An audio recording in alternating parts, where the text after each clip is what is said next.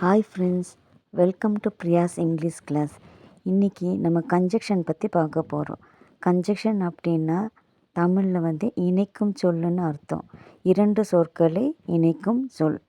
Conjunction இங்கிலீஷில் எப்படி அதை உச்சரிப்பது, கன்ஜெக்ஷன் வேர்ட்ஸை எப்படி உச்சரிப்பது மற்றும் அதன் பொருளை நம்ம பார்க்கலாம். ஏஎன்டி அண்ட் அப்படின்னா மற்றும்னு அர்த்தம். பியூடி பட் அப்படின்னா ஆனால் என்று அர்த்தம். ஓஆர்ஆர் அப்படின்னா அல்லது அப்படின்னு அர்த்தம். எஸ்ஓசோ அப்படின்னா அதனால்னு அர்த்தம். ஒய்இடி எட் அப்படின்னா இருப்பினும்னு அர்த்தம்.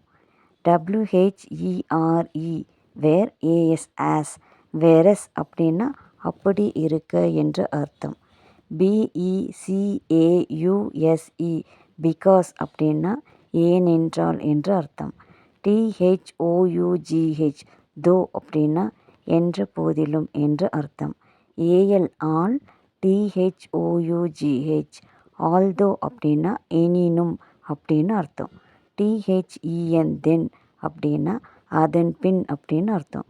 OTHER other, WISE wise otherwise அப்படின்னா இல்லை என்றால் என்று அர்த்தம்.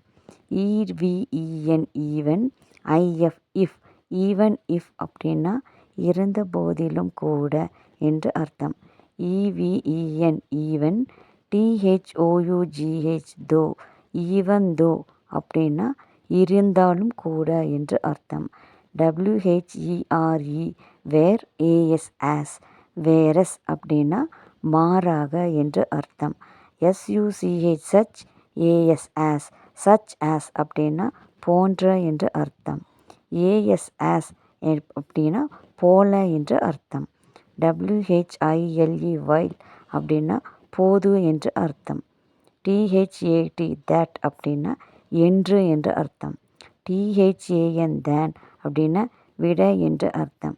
ஓகே ஃப்ரெண்ட்ஸ், என்னோட வீடியோ உங்களுக்கு பிடிச்சிருந்தா ஒரு லைக், ஷேர் அண்ட் கமெண்ட் பண்ணுங்கள். தேங்க்யூ.